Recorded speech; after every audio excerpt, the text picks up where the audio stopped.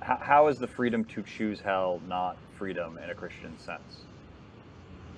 Oh, well, again, if you're in a certain kind of Reformed tradition, maybe it is, because the voluntarist picture of God that the tradition necessarily presumes would then have to be extended to us as well. But then, of course, you have the problem that also that's an understanding of God that presumes absolute sovereignty to the point of total determinism. So we wouldn't be free in that one either, but God would in that sense. The notion that freedom consists in a sort of spontaneous power to choose anything arbitrarily is a very modern notion.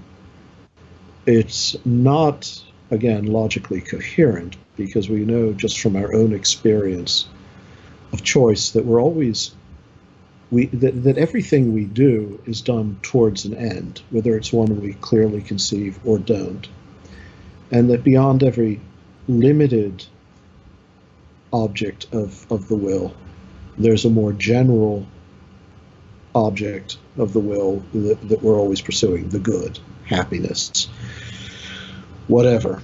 That the will never never creates its object, it simply follows after it.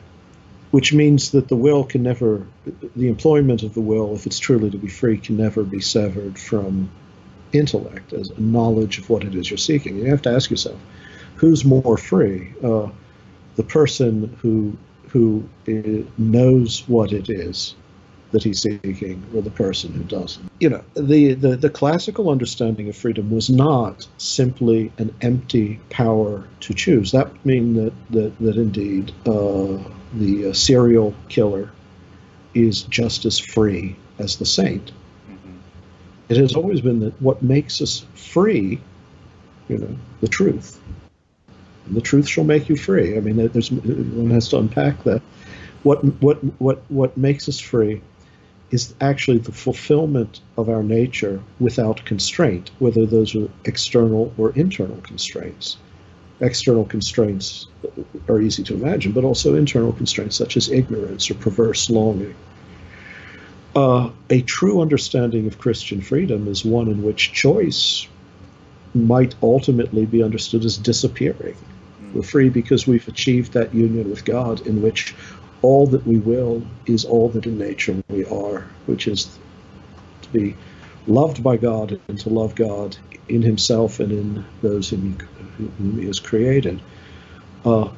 That being so, then, to defend the possibility of hell as somehow God allowing us the dignity of a freedom so mysterious that it can tolerate our everlasting loss, is a kind of circular argument, it's kind of a nonsensical argument, because if freedom, true freedom, consists in achieving the good, and I think the philosophical arguments for this are actually quite irrefutable, but it would take me several hours to lay them out. If it is the case that to know the good properly, to be properly spiritually and intellectually aware of what the good is to have it as one's as the natural object of one's will and as the immediate object of one's will. You cannot know the good for what it is and not desire it. Then the defense of the doctrine of hell from human freedom turns out to be so thoroughly premised on a defective notion of freedom, that is this voluntarist picture of freedom, that you can that we're free because we can invent any end we want for ourselves, and where that wanting comes from we can't even say. That it's a hopeless defense. It just doesn't work. It's actually the worst way of defending the doctrine of hell. And if you think about what would it mean, I mean, how could one be free in that way?